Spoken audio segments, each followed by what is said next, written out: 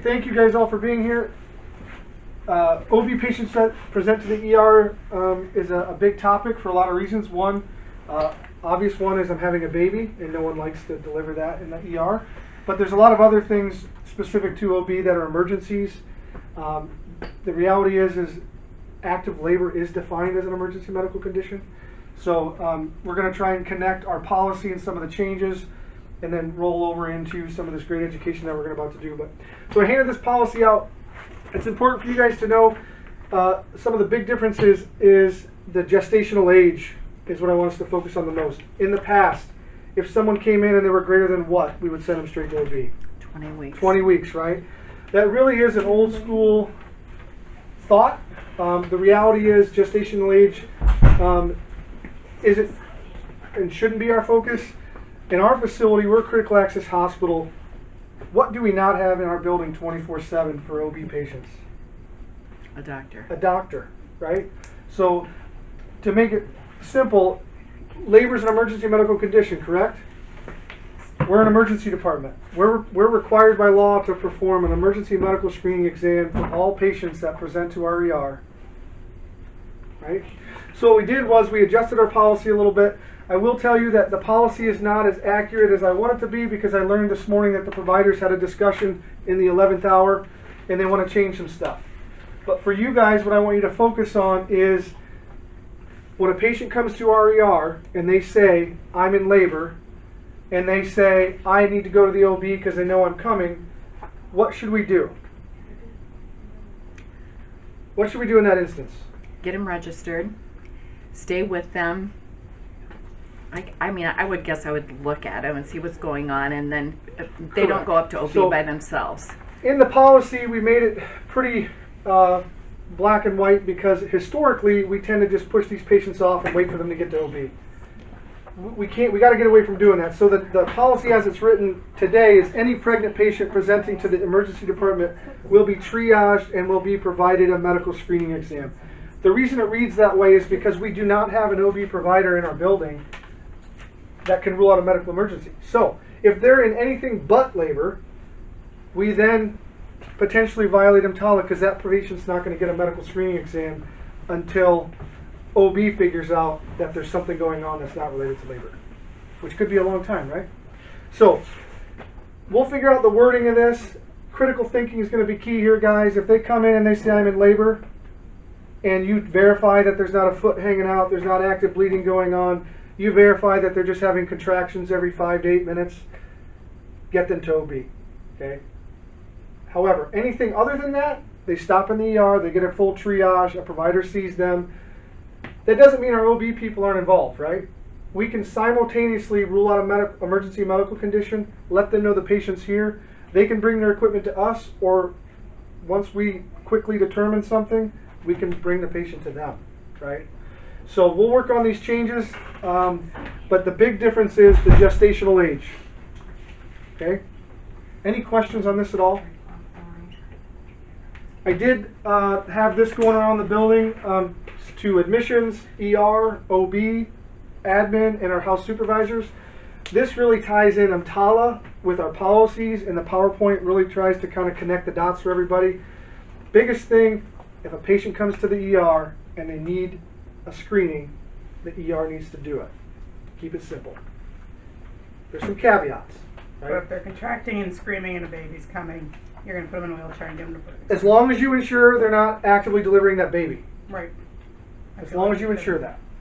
And that's what, there's some of these caveats. That's where it's going to get really hairy because people are going to take this black and white. Well, and we're going to have all kinds this of is why we want to, Which happened before. this is why we also want to keep it simple, guys, because we can deliver a baby in the ER. We don't want to deliver a baby in the hallway, right? So if we need to get in the habit of bringing everybody in the ER first, after hours, because that's when this is going to happen, we should do that. I don't want to create a lot of confusion. When you look at your patient, you should be able to determine what needs to happen, okay? When you look at your patient, again, we have to look at them. We can't look at the tracking board and say, 25 weeks, we're going to wait, right? Get them back as soon as you can, just like you would any other patient. Questions? If you have not read this, please take the time to do so. It'll be in the house supervisor's office. If you have time today, please do so. All the policies are there. questions at all, we'll work on some of these details to clear it up. I was under the impression that this was good to go, so my apologies on that. I gotta take a seat. Awesome. Do we need to adjust the camera or anything, or are we good? Okay, perfect. All right. Oh, great. I did things for you. All right. Many of you, most of you I know, but you do not know me. I'm Kristal Graves. And my partner here is Amanda Staab.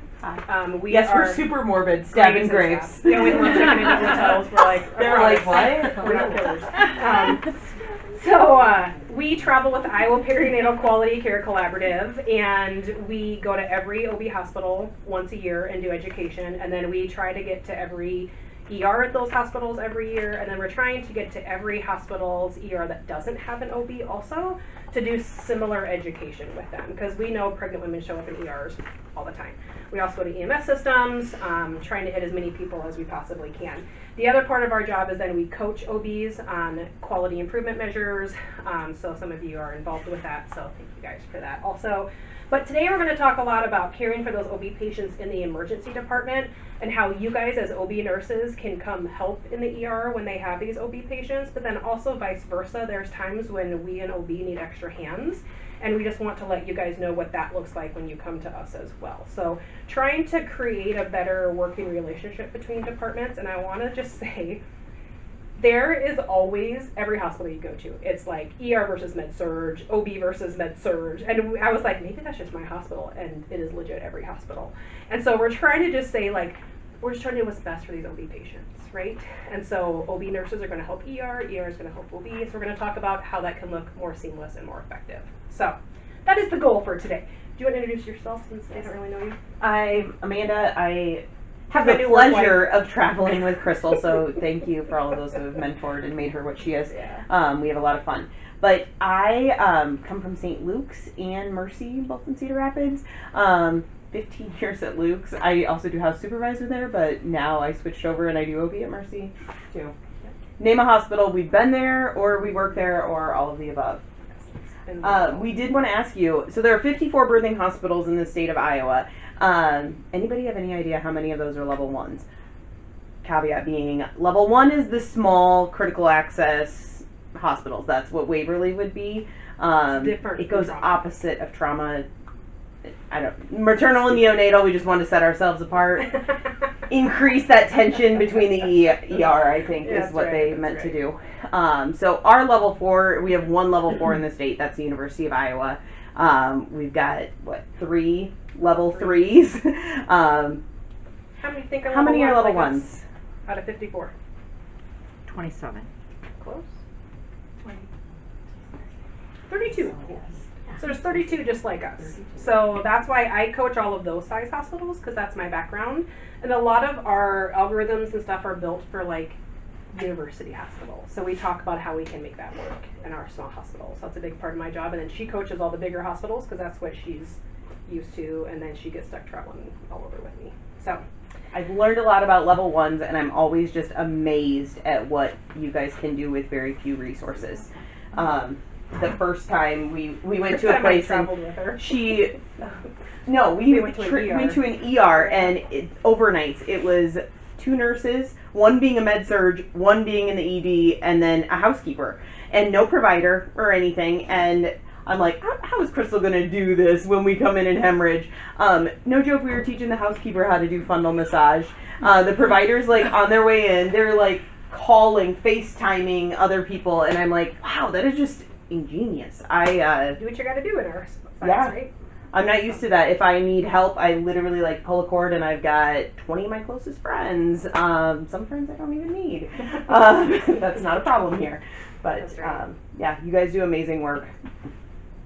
And we try to spread that, just so you guys know. When we go to these bigger hospitals, especially when we go to hospitals we transfer to, we're like, you guys need to come visit us for a day and see why we're transferring you with the resources we have in our OB. We don't have, all that equipment that you guys have. So just know we're trying to get that word out there also. All right, so we are grant funded through a HRSA and a CDC grant, but what we're saying today is not necessarily their views and ideas. We always put that caveat in so we don't get them in trouble when we say stupid stuff. Pregnancy-related patients, their bodies change. Who in here's had a baby? I know many of you guys have had a baby. Our bodies change, right? Increased blood volume, we have shallow breasts, we have increased urinary output. A lot of things change. So these patients are not your normal everyday patients walking into your ER. So we have to care for them a little differently. So that's what we're going to walk through today, is how sometimes we're just a little bit different when we're pregnant and postpartum. One of the first things being for your ER folks is childbearing age has recently changed in the last couple of years. Childbearing age is now any woman between the ages of 10 and 60. So any woman between the age of 10 and 60, we should be asking them on every triage, are you pregnant? Could you be pregnant? Or have you had a baby in the last year? 10 is a very awkward age to start asking that question. And a paramedic we met once and we stole his verbiage. He's like, I'm just going to start saying, my computer doesn't let me go any farther since you're female and you're above the age of 10. I have to ask you these questions. Just kind of helps to cut the ice and not being like, I think you're 10 and could be sexually active. And the parent's like, what are you doing to my child? So a way to kind of bridge that question. But it is common. Like one of our hospitals said an 11-year-old they had delivered in the last year. So we do have to be asking those questions.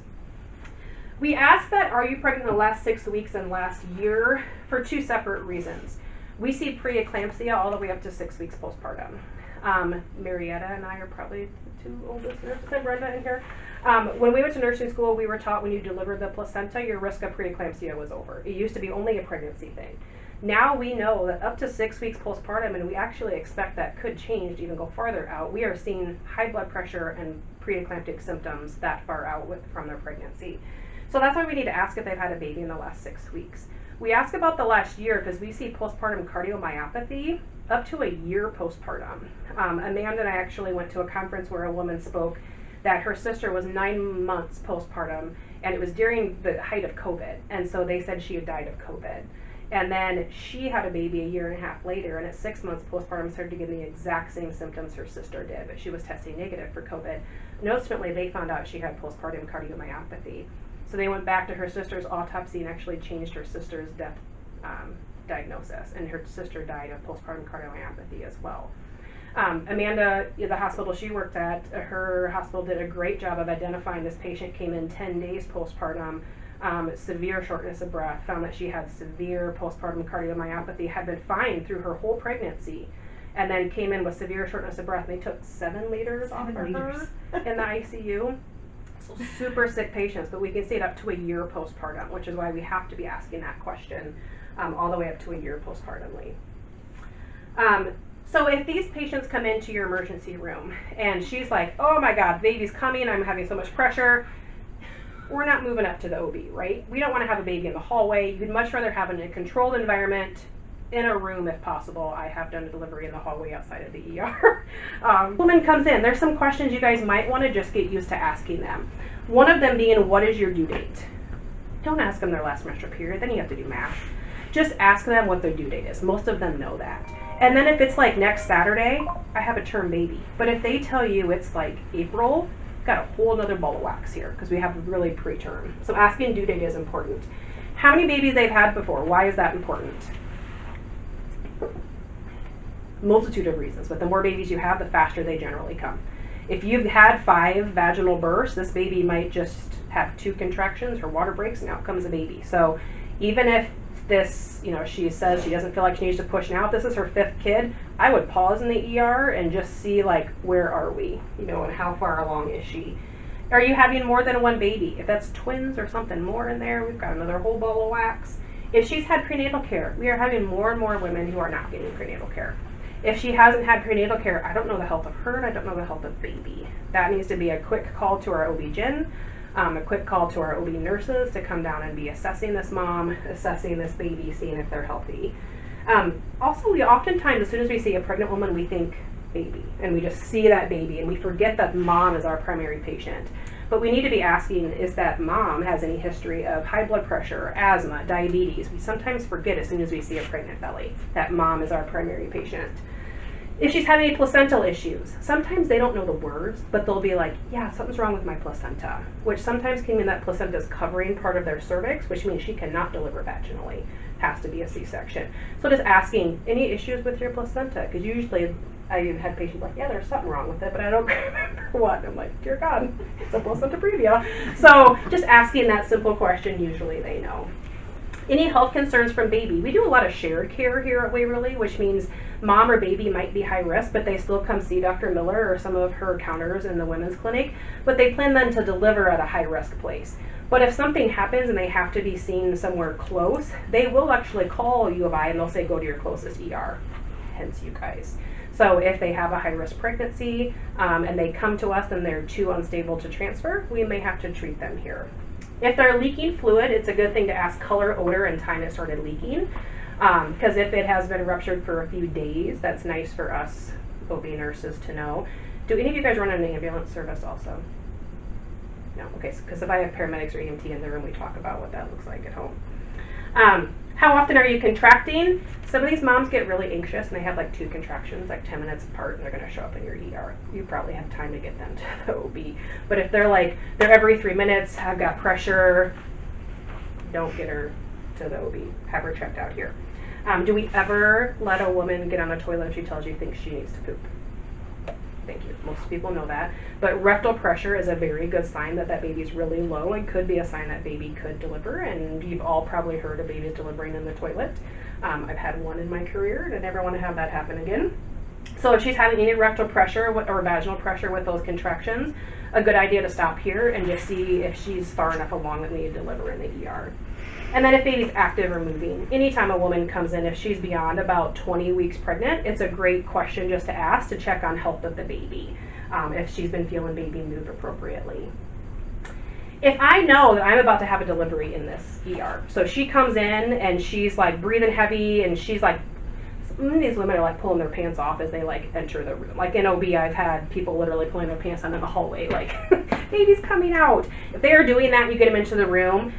All you really need right now is to put some gloves on and grab a towel or a blanket. You don't need your delivery kit right now. You don't even need to make it all the way to trauma 2. Just stop right in your triage room or your closest room and grab a towel, a blanket, and some gloves. And then have that delivery kit coming in, but you don't need that right away. At this point in time, make sure that one of the biggest things we do is try to calm that mom. How scary it is walking into an ER and have a baby. And also, when you guys had your babies, did you remember a nurse being in your face constantly telling you to breathe? And we don't do that because they're just annoying. If you stub your toe, what is your natural reflex to do with your breathing when you have pain? Hold your breath, right? So that's what a lot of these women do, unless we remind them they need to breathe.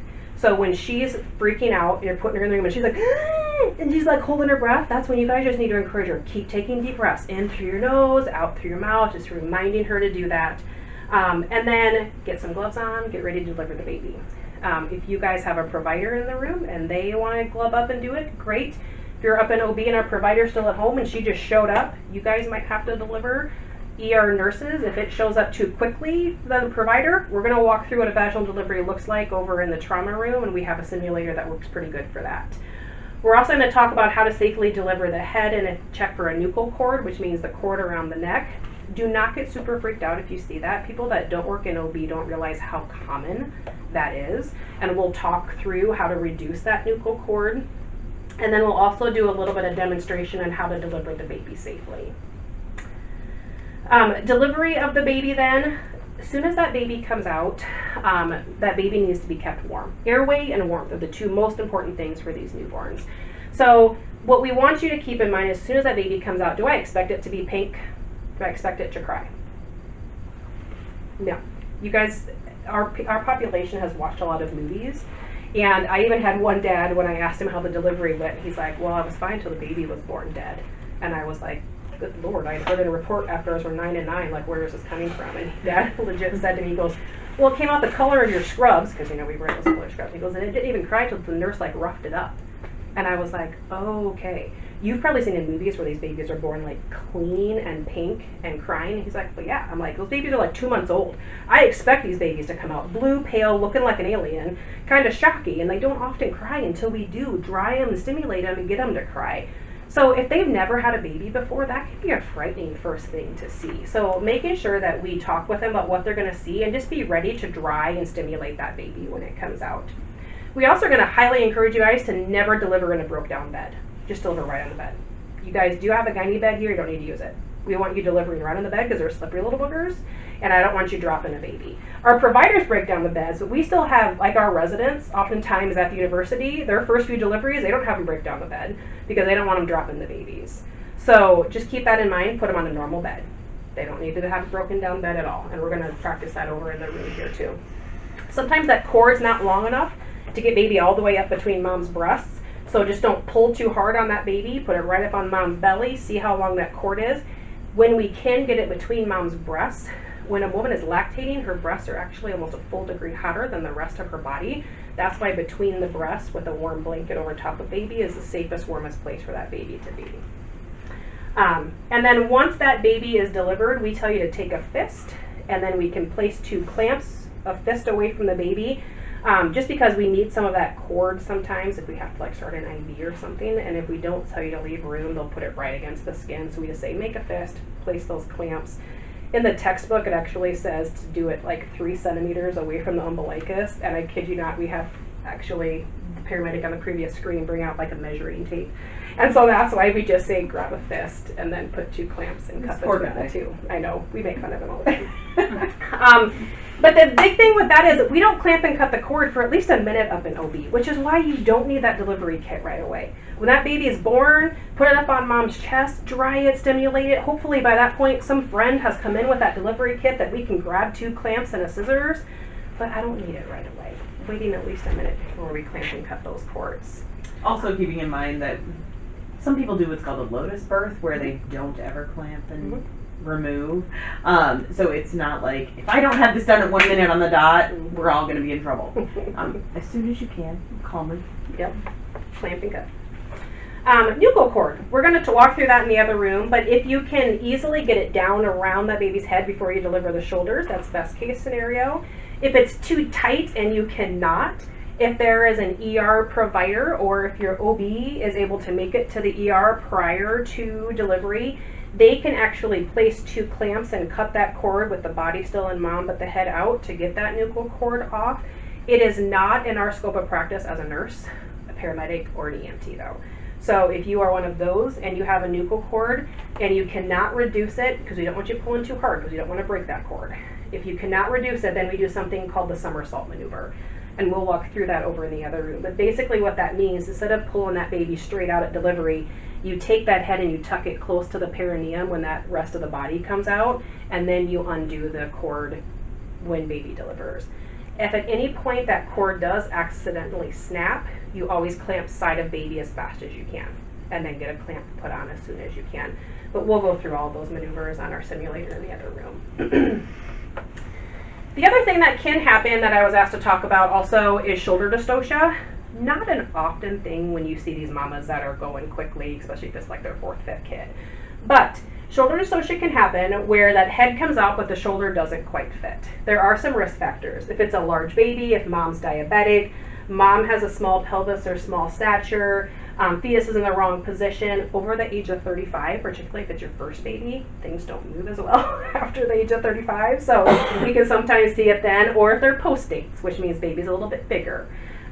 So we have a few things that we have for a HELPER acronym to do if those shoulders get a little bit stuck.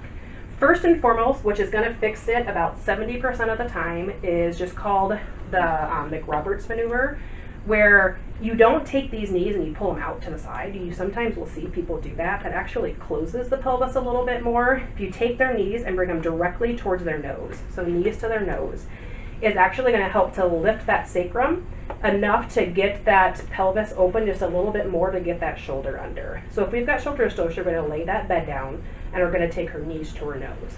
It's going to fix it about 70% of the time. If that doesn't work, your provider might say, I need you to give me a little pressure, a little suprapubic pressure. If we're doing suprapubic pressure and this baby is coming out, when I'm doing suprapubic pressure, it depends on which way baby's facing as to who's going to do that pressure. Jess, I'm borrowing you. You're my other nurse. I'm the baby coming out. Oh, you guys can have my side. Yes, you're on this side. So these two, if I'm baby coming out, mom's head's up here, and doctor is like, I think I have a shoulder stuck. These guys are going to manhandle my legs, take my knees to my nose. And then Dr. Miller is going to be like, I need some suprapubic pressure. So at that point, if I'm coming out and I'm looking that way, the back of my head is the person who's going to do the pressure. Because I'm trying to close the shoulder. Because I'm trying to come out right now with these big, broad shoulders. And so she's going to come in behind me and just close that shoulder down to get me to come down underneath that pubic bone. Her attempt isn't to break my clavicle, it's just to close my shoulder. And that oftentimes is very helpful also. And your provider sometimes might even say, push right here and push that way. And they'll tell you like who to push and where to push and that kind of thing. If she came in and pushed and she's bringing her shoulder in, I'm making it even wider. So it's only the person on the backside that's going to do that pressure. Thank you. After the suprapubic pressure, if your provider's there, they can do a bunch of internal maneuvers. Not something we as nurses document. We just write provider performs maneuvers. But otherwise, the next thing that we can do as nurses, and you guys could do here in the ER, is put her on her hands and knees. And oftentimes, a lot of our midwife friends say it's the best place to try to prevent shoulder dystocia is by delivery in that hands and knees position. So that is another position we could get her in. If we do break a clavicle, what do we do for broken clavicles on babies? Absolutely nothing. For those of you that don't work OB, broken clavicle, we do an x-ray. We tell that parent to maybe keep that arm swaddled in, but it doesn't require surgery or pinning or anything like that. So would I rather have a broken clavicle than a baby who was stuck for too long and lacked of oxygen? 100%. It is not something that happens often, but if it does happen, it's not the end of the world. But not, the suprapubic pressure doesn't always break the clavicle, but sometimes it can. But again, we want to just make sure you know that's not the end of the world. After the baby comes out then, provider, whoever did the delivery then, puts some gentle traction on that cord because that placenta doesn't detach right away. In fact, the average time is 5 to 30 minutes for that placenta to detach. If you get too anxious and your provider or your nurse puts too much tension on that, you can actually snap off that cord. We don't want that to happen. So it's just gentle traction, and then eventually you'll feel that cord lengthen a little bit, and then oftentimes mom will also be like, ooh, I feel like I need to push again. And then she can give a push and out comes that placenta.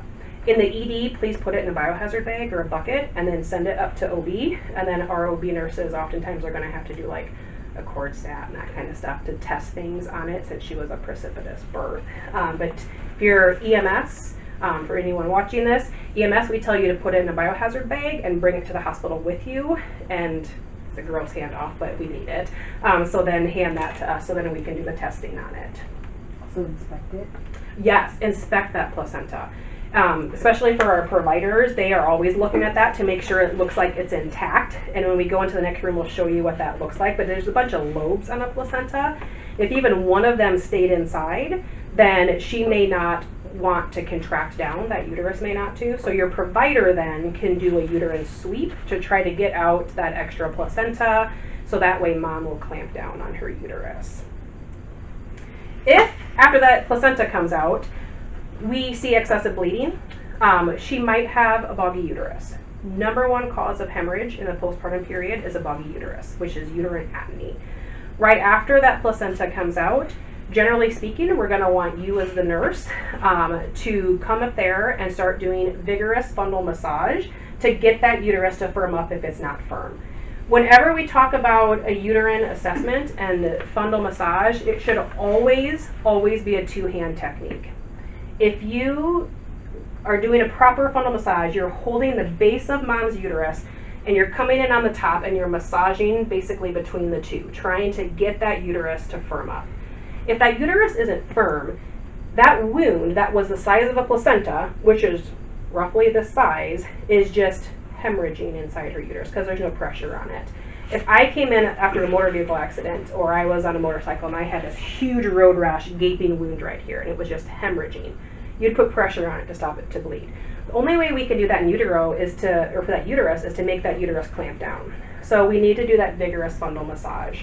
So if it's not firm, we're gonna grab it and we're gonna do two-hand technique and we're firming it up while we're also getting some medications on board. Routinely, if mom will accept, we want every woman to get a dose of Pitocin after delivery. If we're up in OB and we have an IV started, we give a bolus dose IV.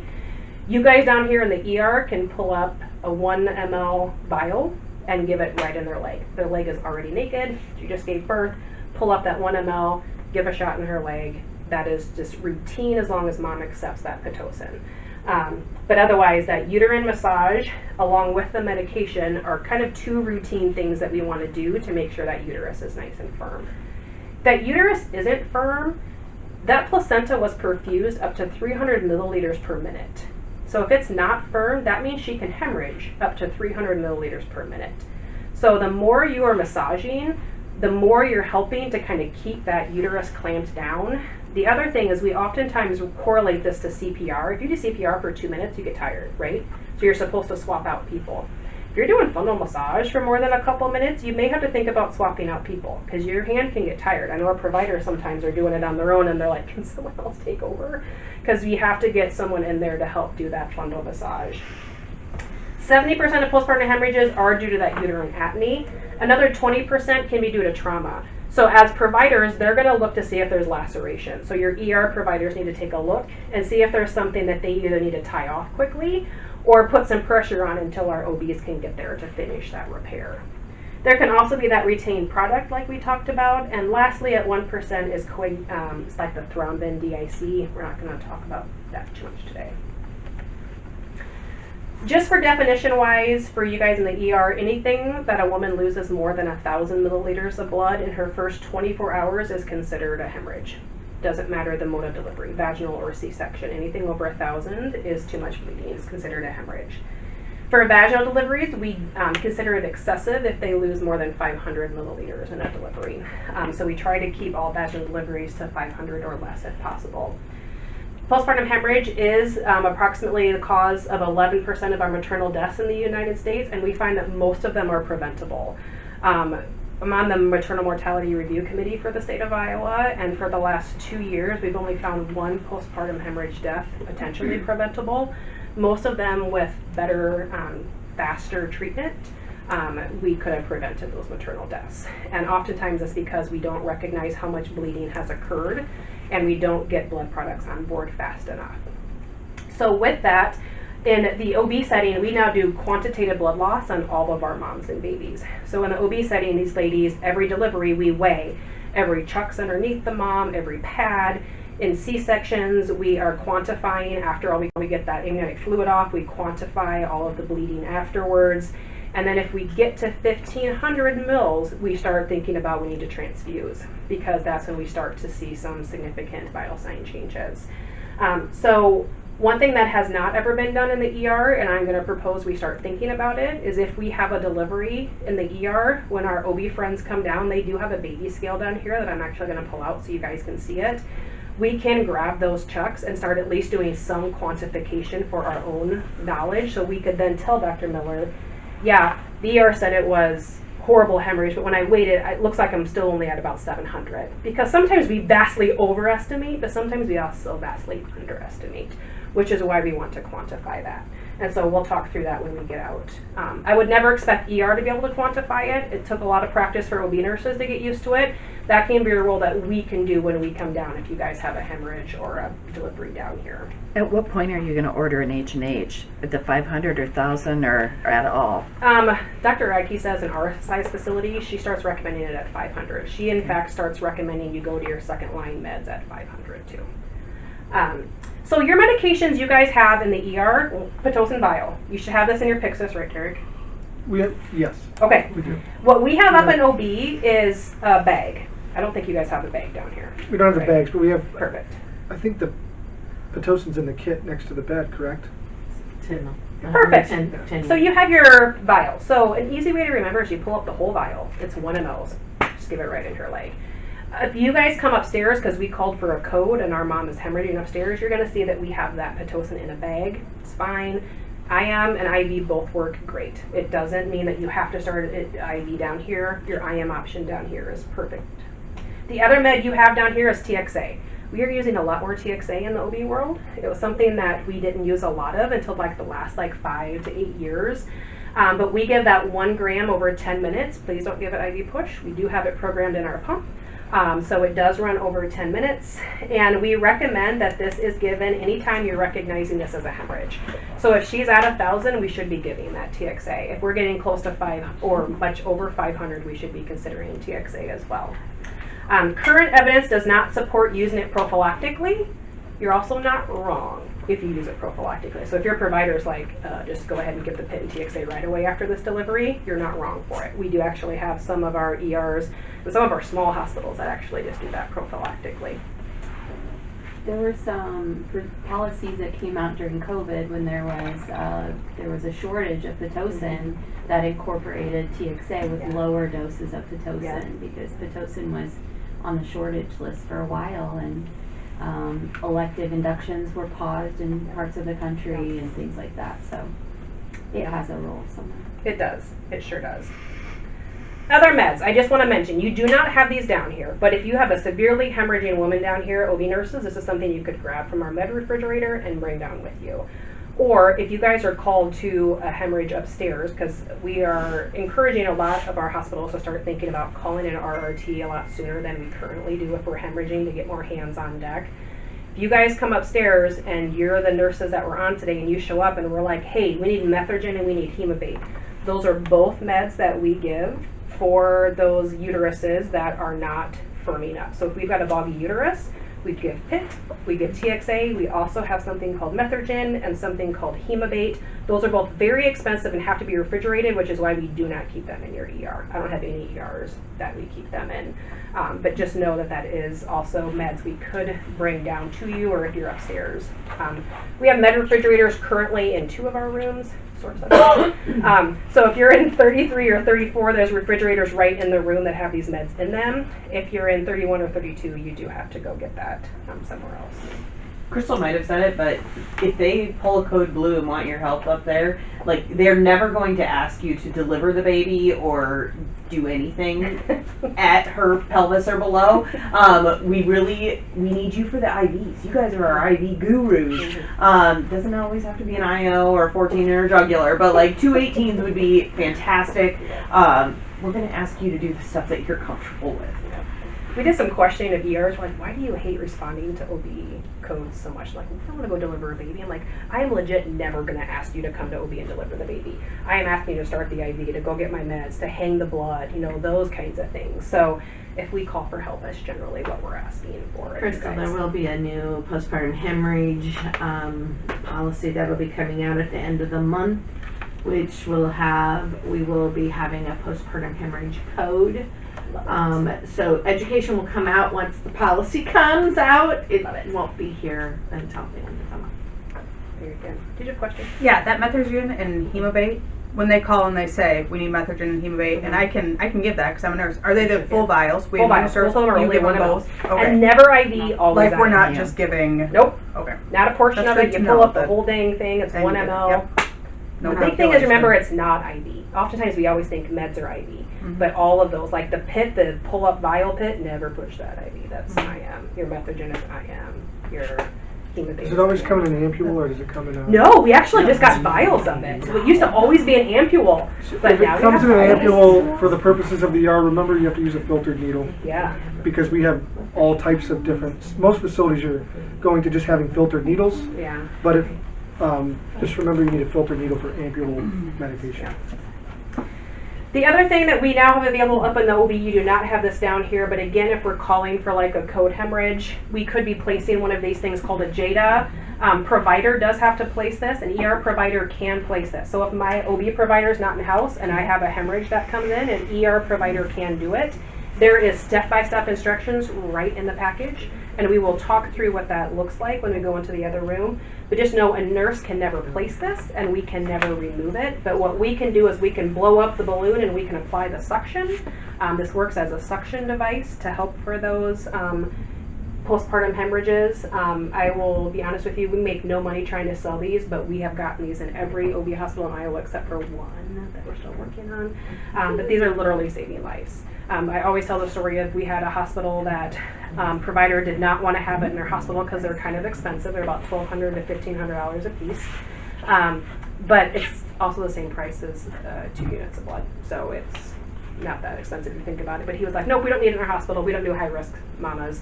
Ultimately, his partner decided, yes, they did want it in their facility, so they got it. This provider had a significant postpartum hemorrhage. They were quantifying blood loss and got almost to 3,000 mLs. And this hospital only stocks 2 units of blood in their entire facility. They have to go to a different county with Law enforcement transfer. brings them the blood. Yes. And this provider said, I placed the JADA and it worked immediately, and she survived. And so he legit made a personal phone call to me and said, we would have had a maternal death in our hospital today if we hadn't had this equipment. And so literally we were like, that just made why I do my job, right? And so it's a life-saving measure. We actually are encouraging our hospitals that don't have copious amounts of blood products, like us, start thinking about placing it sooner than later. If we're at 1,000 and she's still hemorrhaging and boggy, we should probably place it. So we do see these used frequently. Do you want to make any comments on the Jada at all, Dr. Miller? I love it. Yeah, love it too. I would say We say we Kristal, should get funded. I for love this, it. sometimes we expect that whole suction tubing in a canister to fill up with blood, but that's but barely makes it down the what's tube gonna because happen. it works so fast. Yeah. So fast. I will say, I listen to some podcasts, and there's some differing opinions out there in the OBGY world, especially because the cost of Jada compared to like the Bakri balloons. I've actually never placed a Bakri, so Sure. I'm much more comfortable putting a Jada in, and also being able to see and feel that the uterus is contracted down. To me, pathophysiologically makes more sense, and I have used it enough times now and seen how effective it is, and I've had some challenging postpartum hemorrhages that it just shut it down, and that patient didn't have to get blood, didn't have to be transferred, For sure. didn't end up in the ICU, so.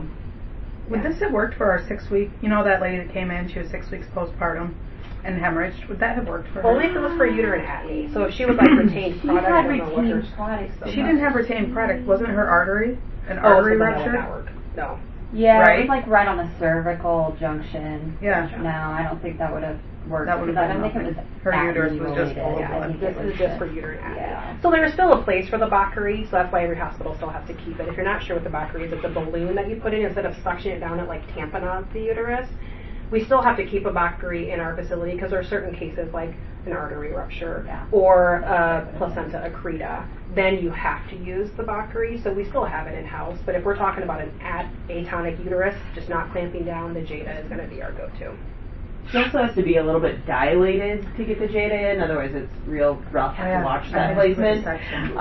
So if she hasn't labored, like if she's a repeat section or something, that Bakri, the tip of it is more like a Foley, so it's much smaller. Yep. There you go. During the C-section, during the C-section, yeah. Just Brenda, not we from currently that don't point. have this in our department, correct? This is not Correct. stocked. No, these are so expensive. I would Yeah, never tell you They're that. like $1,500. So is that something, Kristal, we do have 3 in our storage room now and 1 in every room.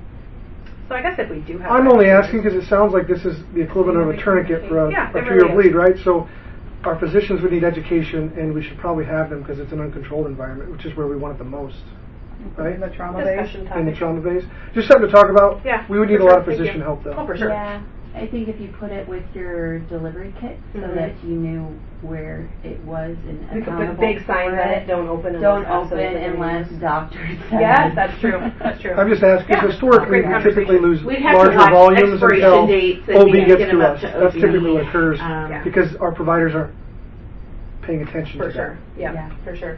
I will say the Great Jada discussion. company will like actually come and do education and like education bring for you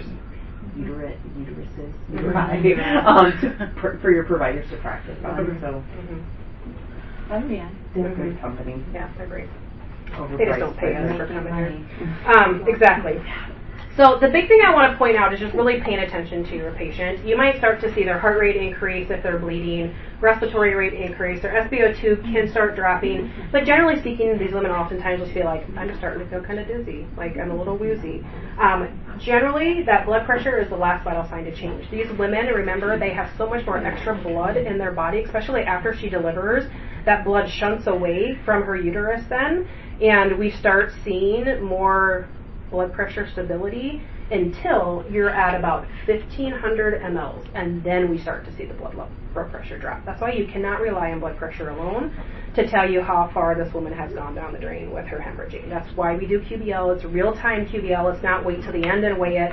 It's as you take a check off, you put it on the scale, you call out in the room, that was another 400, that was another 300. So we know then, totaling up. You guys have a whiteboard writing room, which is phenomenal, especially in that trauma room, that you could just be writing down QBL. So we'll talk about that when we get in the room. For EMS, anyone listening to the video, big thing here, obtain a good history on your moms when you get to the house. If she delivers, that fundal massage the whole way to the hospital, never stopping unless she gets firm. Keeping those vital signs monitored. If you show up to the hospital with 2 large bore IVs, your OB nurse might kiss you, because that's the big thing, is we need to have some IV access in these moms. They oftentimes carry TXA, so they can give that. Keeping that patient warm, also super important. Also keeping baby warm is super important. We also never encourage them to separate mom and baby. If baby delivers at home, transfer right on mom's chest. If they say they can't do it, that's against their policy, then they actually need to purchase something called a Kangoo transporter, and it is approved for crash testing that actually straps baby to mom and then straps to the cot. So that's one thing to think about here. I don't know what their rules are, but if we meet an EMS group that says that they can't do that, then we say then you need to purchase the Kangoo, because it is safest for baby to stay on mom's warm chest and not go into a freezing cold car seat, because then that's going to make them cold when they get here, then their blood sugar drops, and then they don't breathe. Obviously, that's stable mom and stable baby. There's Yes. a time and a place Yes. for everything, Yep. but Yep. big picture. Big picture. All right, let's go to some deliveries in trauma 2. Gloves, if you can get them on, grab a towel or a blanket. That's all you need right now is come in and deliver this baby. I'm gonna hand you Yeah, Mary, since you're close. That's all. We've done that right up in your unit. We don't even have to be Oh, in the ER. I know, exactly. All right, so Nicole happened to be house super today, so we're all happy for that, right? Nicole's also on top of house maybe. So she grabbed a towel quick, and one of you guys is like, I'm gonna run and go grab the OB kit. I don't need it right now, but someone can go get it. At this point, you're supporting that perineum. If you don't, especially when these moms, like, they come super quick, if you don't support it and kind of slow that head and come out, they can tear each direction. So you're just supporting that perineum and supporting that head as it comes out. So, side note, you could also get your warmer and get that set up. Get that warmed up. Not all babies come out and are going to be beautiful like this one. In our scenarios, our babies always do wonderfully, but be prepared. You should probably have a team getting ready for baby. So any ER nurse that has not seen a lot of deliveries, I'd like you to come up and actually see those, because this is pretty realistic. So come up with it. I want you right up in the business right here. It doesn't matter if you can't see, it's okay. All right. So another thing you can see when a woman is pushing, you see this perineal bulge when she's pushing. If you see perineal bulge, that baby's coming pretty soon. Okay. Otherwise, she's supporting the perineum. She's also got this hand right here. She's so prepared because she's going to slow that head down. Because when you feel like you're about to see the tops of the ears is when you tell mama, slow pushes, and she's not stopping the head. She's just letting it come out slower than mom's pushing. So you're coming up here, the head's coming. She's kind of helping to stretch and slow that head, and then the head's going to come out. Usually, baby's going to come out one of two ways. They're going to come out looking down, or they're going to come out looking up. And then once they do that, kind of wait a little bit, babies pick a side they want to turn to. And then baby's going to turn to one side or the other. When it turns to that side, she's already doing it. Look how smart she is. She's looking for her nuchal cord. So you look to see if you feel an umbilical cord around the neck. I'm being very nice to Nicole. There's not a nuchal cord right now. But she also has her hands on this baby's head like a football. You're the quarterback, right? One on top, one on the bottom. This bed is not broken down because this baby's a slippery little booger, but I want to try to prevent mom from tearing as much as I can. So at this point I'm telling her, Mama, don't push right now, don't push. Checking that nuchal cord, and then you're going to say, okay, slow, easy push. Nicole's going to do a little bit of downward pressure to try to get that anterior shoulder to come down around that periurethral area. So as soon as she sees that shoulder start to come, then she gently lifts that head up. They're not yanking on the head, but gently lifting up to get that posterior shoulder to come through so it doesn't rip that perineal down towards her rectum. So it's a little bit of downward to get that shoulder, and then upward to get the posterior shoulder. And then you can lay baby right up here onto mom's belly, and then this is where your vigor is, right? And sometimes it looks like we're leading for the babies, but we're just vigorous, okay? We no longer bulb suction every baby. So if you have only seen births years ago, we used to suction at the perineum really vigorous. Then as soon as they got up here, we'd suction really vigorous. I don't even use the bulb syringe very often anymore because I actually found it was more detrimental to the babies. It could bagel them down and or cause swelling in their nasal passages and in their throat. So we only suction if we need to. So you don't even need to have the full suction out and ready to go. You can just grab that towel and kind of wipe off their face, keep drying and simulating that baby, and The one thing to keep in mind is remember that cord is still attached, right?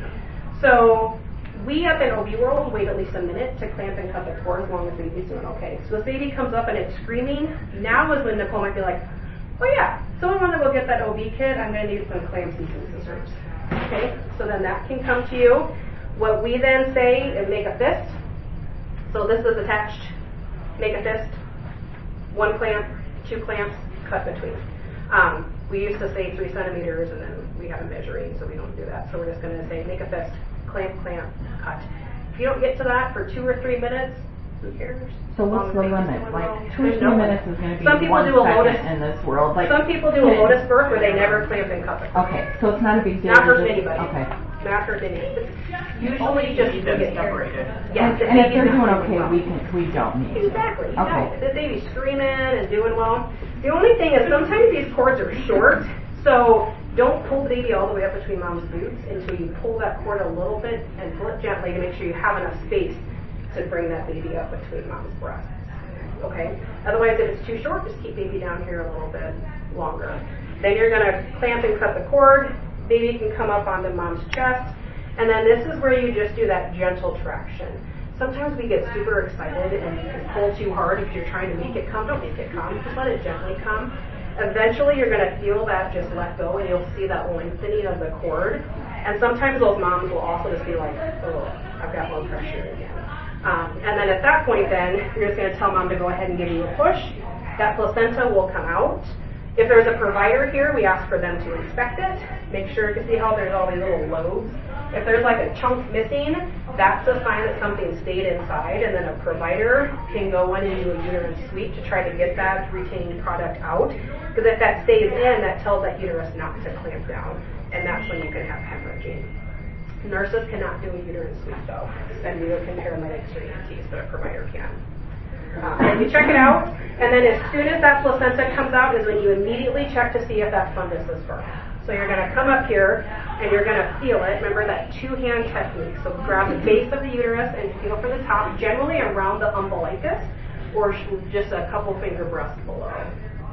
Can you explain why that bottom hand is so important? Yeah. It takes only one time of seeing a uterus inverted, but your uterus can just slip right on out. And then you have to watch as a provider just literally uses their fist and shoves it back up, and it makes an awful noise just like that. Always support that lower uterine segment. Like we talked about before, if you come across a boggy uterus, it's no different than coming across somebody without a pulse. You're going to do chest compression until you get a pulse back. If you come across a boggy uterus, you are now in charge of doing massage. It's more like assault if we're being real. But you are now massaging that uterus until you get a nice firm uterus. And someone is going to get your hip and JTFA and all of those fun things. Dr. Miller's on her way in. But your one and only job is to never leave that abdomen. Except for if you're switching off people. Okay? Also, sometimes we see, especially newer nurses, just kind of going really light because your patient's going to hate this. This is where your patient, she's delivered, maybe we get her a hit of fentanyl or something, and we really are going so deep that you touch spine. You're not touching spine, you're not deep enough in a hemorrhage. You do not need gloves, but I want everyone to come up and feel what this boggy uterus feels like. So 2 hands down here, then come up from the top. Can you give me that softball? Thank you. So it just feels squishy. Yep, and you can feel the top of it. It's squishy. Yeah, that's boggy uterus. That's when you continue to massage. Uterus feels like, yeah, go ahead. Can a nurse, like let's say OB nurse, let's say they deliver, Yeah. can they actually come in vaginally? Are they allowed to do that? They No. can't put their hand in the uterus. They can No, put it on in the the- back. They like in the- like they can, yeah, they can sandwich They can the- do by name. Okay. Yeah. Like, because sometimes if you have somebody whose BMI is 49, Yes. and that uterus is floating around there, boggy, then that is, you feel like, man, I just cannot tell. Yes. Yeah. So that would So be a if- secondary, I mean, I can go with your. You'd be first. like coming underneath, not going in, if that makes Right, sense. you're So then just, you're just, and honestly, if you have your whole hand in there, a lot of times, once my hand is in the whole vagina, I'm putting a fist or fingers, Yeah. and I'm now like sandwiching the whole uterus with those two hands.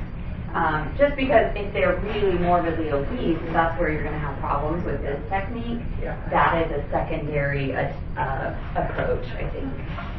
We also, as the OB nurses, really have to remember that a full bladder will prevent that uterus from contracting back down. So be our backup and say, did anybody empty your bladder? And we'll go, son of a gun. Yeah.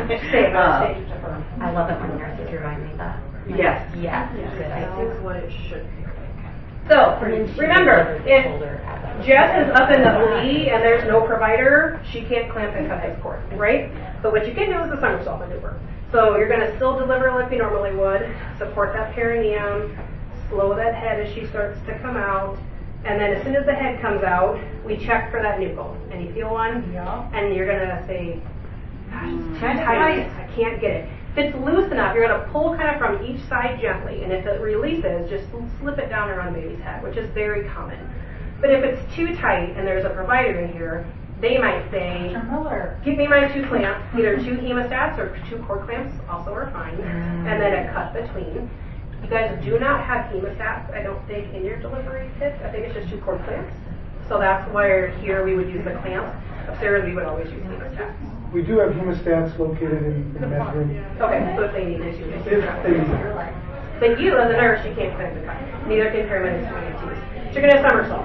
So you're going to deliver the same way. You're going to push down to get that anterior shoulder, push up to get the posterior, but then you're going to pike that baby around and keep the head as close to the perineum as possible. And then you're going to undo. And so you're just going to deliver her right onto the bed. And then right here, you'll undo the cord and then bring the baby up onto mama. So instead of just pulling that baby straight out, you just literally turn that baby and keep it close to mom's perineum.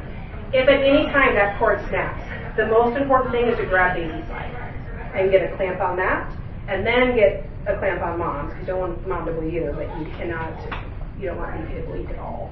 So get that clamp on it. Why don't we talk about the Jada just real quick, since that was a big topic. So this is how the Jada is going to come. So if this mom is hemorrhaging, and remember you guys have a scale down here. You guys know where your scale's at, the baby scale? Yeah, grab that, bring it in here. That's when OB nurses, you guys can be tossing the stuff on and start getting the QBL. Dr. Miller happens to be showing up and she's like, I need a Jada. If you guys are ER nurses, you pop this open, instructions are right here, step by step, don't even have to remember them. Or you have little cheat sheet cards, but for you guys, just pull this baby out. Pull this out, and and not only does it have like your step-by-step instructions on the front, it has your troubleshooting on the back. this is supposed to try to be as sterile as possible. So then I would pop this open, I would hand this part to Dr. Miller, and then we as nurses take the syringe out of here, and then we have fluid, and we're going to pull this up, and what Dr. Miller is going to do is this part is full of a bunch of little holes, so it's going to, the vacuum is going to like suction down the uterus, so you do want to make sure that there's not a lot of clots coming out of here, so Dr. Miller might do like a couple of sweeps first before she places it. And then this is going to go right into the vagina, straight into the cervix, and then she'll stop just as she gets to this balloon just on the outside of her cervix then. And then that is where you as the nurses, and generally we would not ask ER nurses to help with this, but just so you know what we're doing, this is going to be full of fluid, and then you're going to blow this up. It's going to act like a cork. So at this point, Dr. Miller is holding this right here, and then there's suction to be right in here, that you suction up here, and the directions stay right on there. Turn it to 80, go over there, turn it to continuous 80, and then as soon as that suction comes on, this generally firms up so quickly and comes right down, and it works like as a cork. Like we said, the blood doesn't usually make it to the canister, to which we thought then this is a piece of crap, it doesn't work, but truly it just works that quickly. I have a friend who had to have a Bakri with her first, and thankfully got a Jada with her second, and then make sure that we weren't going to have any more kids after that. But she had said that she would take the Jada like any day, all day, and that it feels more like you have a Super Plus tampon in. The other good thing is the Bakri has to stay in for 24 hours. She's got a Foley in, she's not moving, whereas this only has to stay in for a couple hours. The most I've seen is 6, but it works so quickly. OB nurses, you guys know, we don't remove these.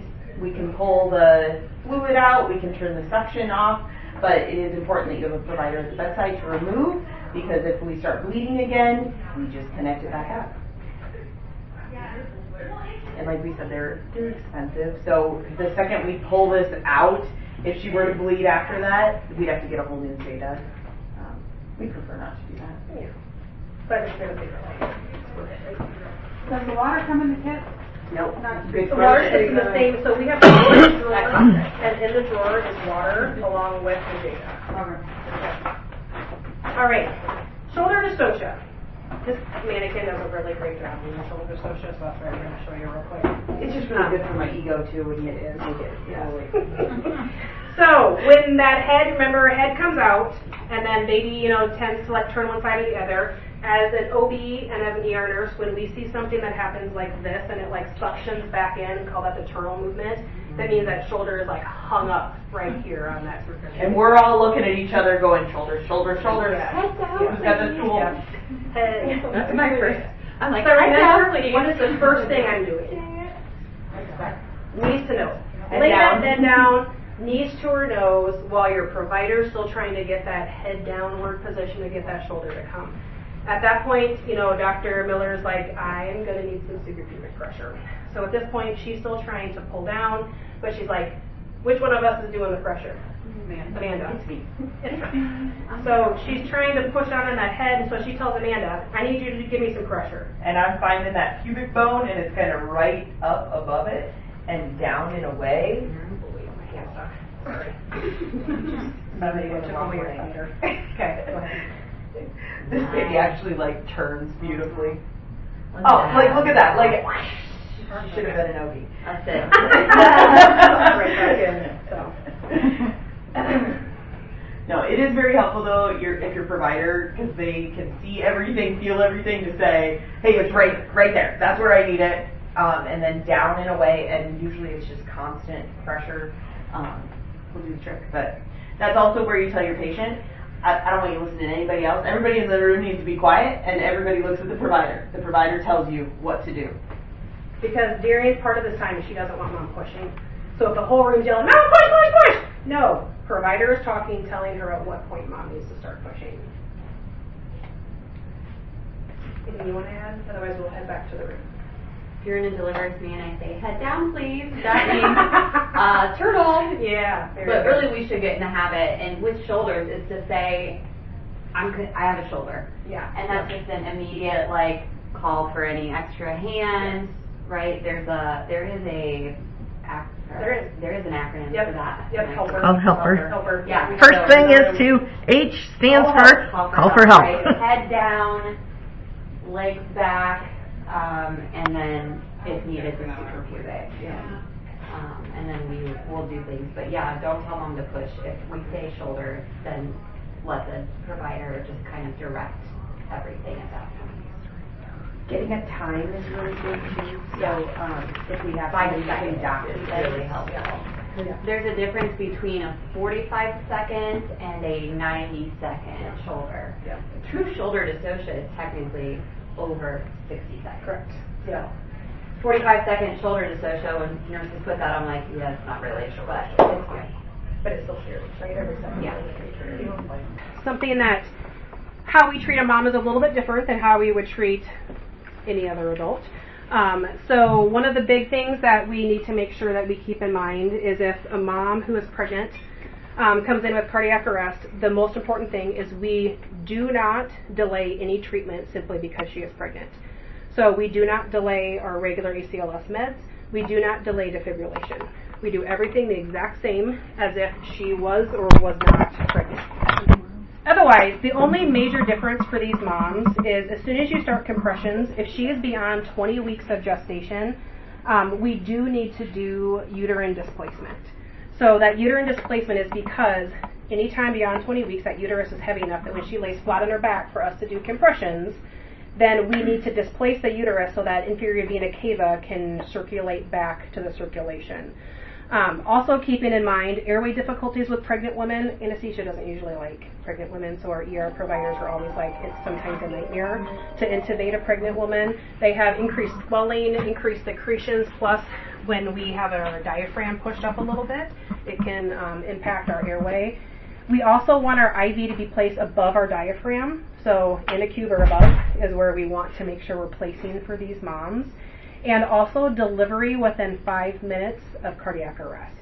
So if she goes into cardiac arrest here in your ER or up in our OB unit, at 4 minutes, if we haven't received ROSC, then we get prepared for a perimortem C-section or resuscitative hysterotomy, right? That's the appropriate word. Supposed to make it sound better. Supposed to make it sound better. Right. We have done, since I've been here, I believe Brenda, just one of these has been done in our ER. Regardless of gestational age. Yes, regardless. The whole point is to get baby out to save mom's life. This is not to try to save baby. Remember how much of that blood flow went to feed the uterus when she's pregnant. We want it not feeding the uterus anymore. We want it coming back to mom to try to save her life. So at 4 minutes, we start preparing, and by 5 minutes, we want that baby delivered. Now, if this is up in OB gals, if it's Dr. Miller, she might say, I am still going to be fastest to do a low transverse incision. It's fine. What they say for our ER providers is the classical incision on skin, classical incision on uterus is the fastest way to get that baby out. However, when a provider has done low transverse forever, that might be faster for them to still do that way to get baby out. But still, the whole point is to try to have that baby out within 5 minutes. If we get a call from EMS that there are cardiac arrest in progress, we want to be prepared to do that upon arrival. So you would set up your trauma bay to do the C-section the minute mom hits the doors, because if it's more than 4 minutes, we need to be starting that to try to save mom's life. We were just actually on a conference where they talked about, like, they had a very successful mom got ROSC and baby survived. Was that out in, where was that, Yukon? North Carolina. North Carolina, yeah.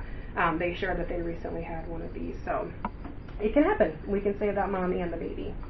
This is what uterine displacement looks like, though. You can either be on the opposite side and pulling that uterus off, or you can be on this that mom's right side and pushing that uterus to try to get it to a left displacement. Whole point is to take it off of that right side where that inferior vena cava is coming back. I know it's a horribly morbid conversation, but any questions on that? So our ER providers would perform. They would. Yep. Because my provider And might then they be do a hysterectomy? 30 minutes away. No. Oh. You just pack her until we can get to a point where someone can close her. Yep. Yep.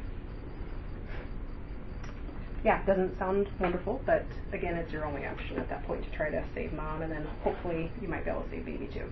They can even just clamp the Yep. uterine incision. Yep. To stop any bleeding. All right, so now we're going to talk about hypertension in both pregnancy and the postpartum period. It's probably very familiar to my OB friends, so I'm not going to to you guys. But this is also available for you guys down here in the ER. This is an algorithm that is going to be followed to a T because it is exactly what needs to happen to these moms if they come in, whether they are pregnant or postpartum. We also have this sign that you can have available at your registration desk that simply says, tell us if you're pregnant or have been pregnant in the last 6 weeks and have any of these symptoms. They're the preeclamptic questions we ask in OB. Do you have a headache? Do you have extra swelling? Do you have blurred vision? Do you have epigastric pain? Do you have shortness of breath? But then also, have you had a seizure? Do you have, fevers? Those kinds of things. Because we wouldn't want them going and sitting out in their waiting room if they were coming and they potentially were severely preeclamptic. So we'd want to make sure those are triaged right away. This is also, it's called post-birth warning signs. This is given to every woman who delivers a baby here in Iowa, guaranteed. Every hospital agreed that they would start doing this. Are we still giving magnets, or is it a printed sheet? Printed. They also just increased, and it's in 50 languages now on the A1 website. So if you have someone that does not speak English, it's in 50 languages. There's also little snippet videos that you can pull up and actually play the videos for your patients too that talk about post-birth warning signs. But what do you guys see right here? Call 911. So we are telling them, if you experience some of these life-threatening issues, please come to your closest ER or call 911. So we are seeing more preeclampsia, both in pregnancy and postpartum, and we know it's probably a few things. What we like to say is we're probably educating women a little bit better, and they're catching it a little bit more, so we're seeing more of it that way. But we also know we have a much sicker population. We have a lot more obese women having babies later in life, IVF babies. All of those put a woman at higher risk for preeclampsia. Preeclampsia is actually an inflammatory response within your body. So if you already have an inflammatory response within your body, it puts you at increased risk of having preeclampsia. So someone has rheumatoid arthritis, someone has lupus, someone has RA. Even obesity is an inflammatory response. So you're at increased risk of having preeclampsia then either pregnancy or postpartum. Some of these women through their whole pregnancy are absolutely fine, and they don't get preeclampsia until the postpartum period. I'm looking at a friend of mine who maybe experienced that. She talks about you all over the state. But sometimes we don't realize we even have it, right, until we start getting symptoms. So some of our patients will show up to an ER and just be like, I don't know, I had a baby 2 weeks ago, but I've got this headache. I think I had my first migraine ever. And then we check a pressure, and they're ridiculously high. But but the funny thing is, which I've noticed, and we need probably better education, is their pressures aren't what we consider in ER. We're ER. talk about that next. Like what we think is high in the ER, and then they look good because they're younger. Like I mean, they don't feel good, but you're not alarmed at all until you call OB, and you're like, that pressure is way too high. I mean, exactly. So you know, from an ER perspective, I was not picking up on it. I think And also look at the size of Abby. I mean, you would never think exactly a very healthy person they look would pretty have high good. blood pressure after delivery. Yeah. So we have to, that's one thing I would say that the ER is lacking, and I've seen it just recently here, a couple cases of it. Absolutely. And that's what we see across the state. It is not just your ER. Yeah. So that's why we have literally bolded on here. So chronic hypertension is if she had elevated pressures, which for elevated for us of a childbearing age woman is 140 for a systolic and 90 for a diastolic. If it's above that, they're elevated for our childbearing age women. And if she had those pressures before she was 20 weeks, she's probably got chronic hypertension. If she had normal pressures before 20 weeks, but now after 20 weeks she gets those high pressures, but she has no other symptoms, all of her labs are fine, no protein in her urine, all of her labs are fine, then she's got gestational hypertension. She just has these high pressures that are above 140 or 90, doesn't have to be both, but all of her labs are fine. Then she's gestational hypertension. I don't care either way, you're going to consult OB. If you have a pregnant or postpartum woman in here with a pressure of 140 or 90, I want you to consult OB. Because your providers, we would hope that they would get labs, but we can't always expect them to remember all of that, so please just consult your OB. And also call an OB nurse. I would be more than happy to come down here and help you do an assessment on these moms, because we know those right questions to ask and so forth. The next ones that we get into is that preeclampsia. So preeclampsia is an elevated pressure, which is 140 over 90, but then she has to have those on 2 occasions at least 4 hours apart, so it can't be like just in one half-an-hour visit we get 2 elevated pressures. But then she also either has protein in her urine, which for you guys the quickest and most accurate thing is a protein-creatinine ratio. As long as she isn't ruptured, she can just do a clean catch, but if she's ruptured, we need to get it via cath. But for you guys, just have her pee in a cup, send it for a urine protein creatinine ratio. If it's 0.3 or greater, she's spilling a lot of protein. Pretty high risk of having preeclampsia. But then we also want to check some severe feature options, which we need for that a CBC and a CMP. Because we're looking at her liver enzymes, we're looking at her platelets, and we're looking at her hemoglobin level. So she may not have protein in her urine, but if she has one of these other severe features with those elevated pressures, she can get that diagnosis of preeclampsia. So what is sometimes hard to understand is her labs could be fine and her protein could be fine, but if she has these elevated pressures with a headache, she meets the diagnosis of preeclampsia now. And so that's kind of a change, because headache became such a huge thing that we were poo-pooing, but we were finding these women were getting really sick if we weren't recognizing that they were preeclampsia. And again, the labs will not look that significant. They may not look significant. They don't look that significant till you call your OB person. Absolutely. Yeah. Absolutely. So for preeclamptic management, the other one I need to make you guys aware of is severe features. What we consider a severe pressure is a systolic of 160 or a diastolic of 110. If you ever get that pressure, you must repeat her pressure. And Amanda and I always tease that if we get these pressures, we're like, that can't be right. Let me check the cuff, and maybe get a different cuff, and then let's recheck it and think rainbows, butterflies, and unicorns. You know, like that cannot be right. And then you check it, and it's that high again. I now have a severely preeclamptic or a severe range blood pressure patient, and I must treat her with an antihypertensive. So if we have that, that is not a, oh, well, let's see how it is in 4 hours, or let's get labs. That is a, we must treat her. So what we treat first is her blood pressure, so we're going to give an antihypertensive, and we'll walk through what those are. But then we also try to prevent seizures, because that puts those moms at very high risk for seizuring also, so that is going to be your mag sulfate, which we'll talk about dosing on also with these guys. Another big reason we see an increase in preeclampsia is because of COVID. COVID was an inflammatory response in your body, so if you had that plus a risk of preeclampsia, we were seeing so much more preeclamptic women during the COVID time, but it has not gotten any better. Our amount of preeclamptic patients has not going down. It's only going up. So again, consult OB immediately, have our OB nurse friends come down and help you. The other one I want to make you guys aware of is something called HELP syndrome. HELP syndrome is a severe variant of preeclampsia, and that is hemolysis, elevated liver enzymes, and low platelets. 15% of these patients will not have an elevated pressure and will not have protein in their urine. So that's why those labs are so important. We met an ER provider that was like, okay team, from now on, if she is 20 weeks pregnant to 6 weeks postpartum, she's automatically getting a CMP, a CBC, a urine protein creatinine ratio because she's preeclamptic till proven otherwise. And Amanda and I were like, can we take your show on the road with us? Like, you're gonna come with us, can we record that? Because we're like, that is so completely true. Our director always explains that her worst ever patient came in with nausea and vomiting in the postpartum period into the ER. And that was her only symptom, was nausea and vomiting. If I came into your guys' ER and I just said I've been throwing up all day, what are you going to do for me? Fluid and Zofran. Fluid and Zofran, thank you. If I gave a HELP patient a liter of fluid, my OB friends, what would that do? Flash pulmonary edema. I've got to rule it out before we do something like that. The other thing that sometimes comes in is epigastric pain. So sometimes that's why I said I walk into an ER desk and I'm just like, ooh, I just have been taking all these Tums, nothing's helping, it's right here. And completely correct on the ER side, I always get taken back and I get what?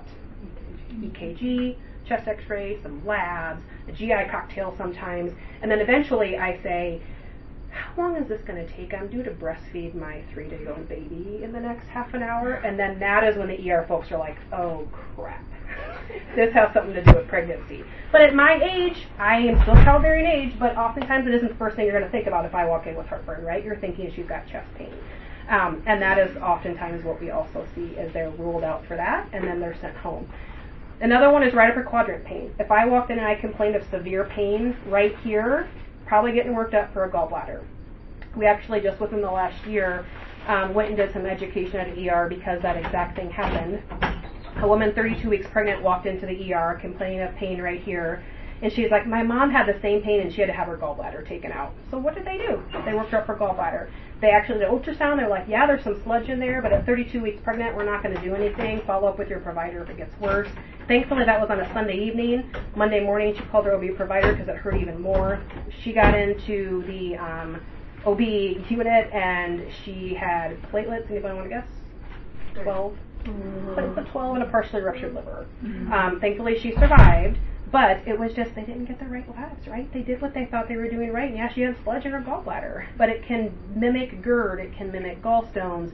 If she's still pregnant, this is a patient that's going to get delivered. She has to get delivered.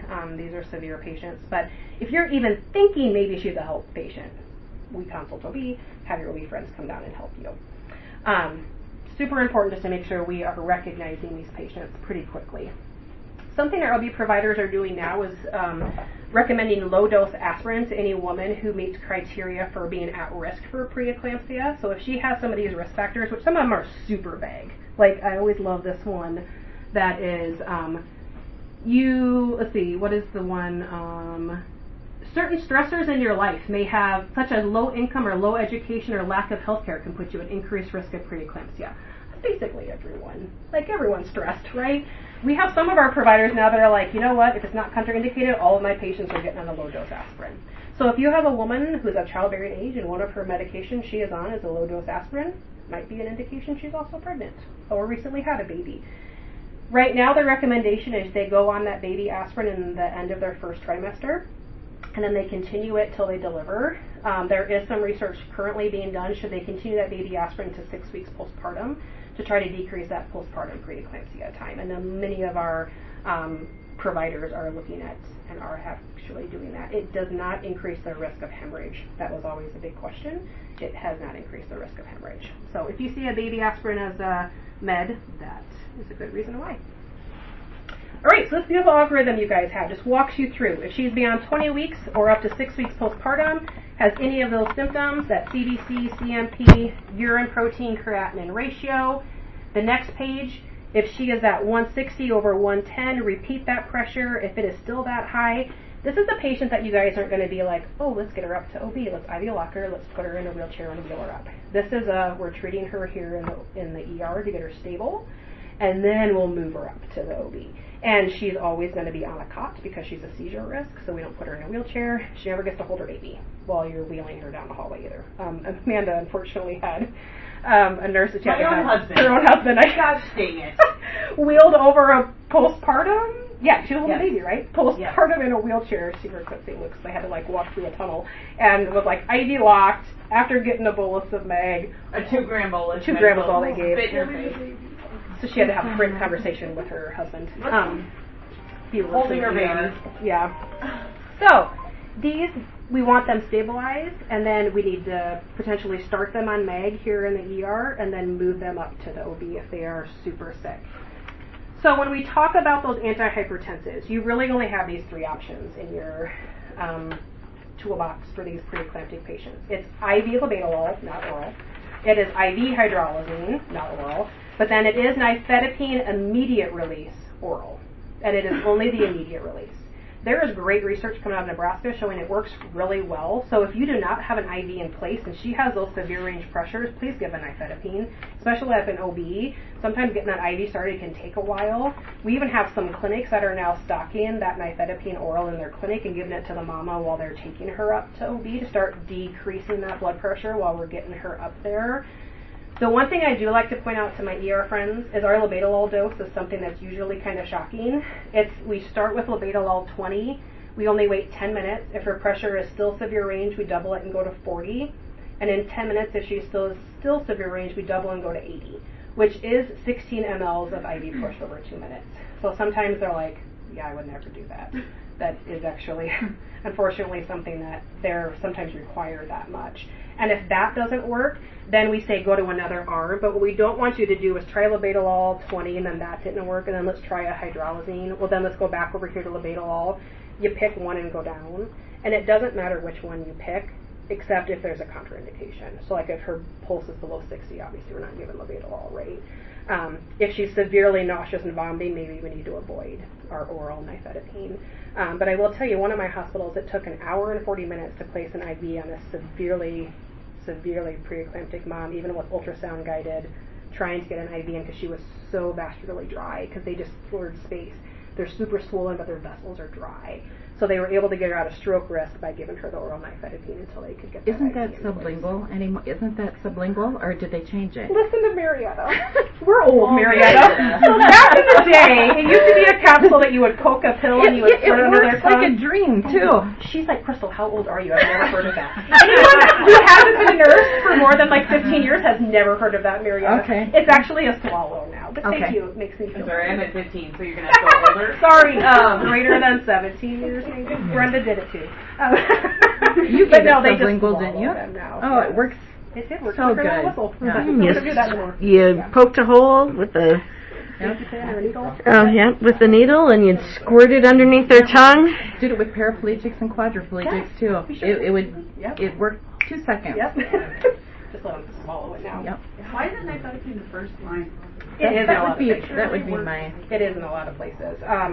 It is because I think a lot of times we can't get through our minds that oral can actually work better than IV, but we've actually found for preeclamptic patients it actually does oftentimes work better than our IV alternatives.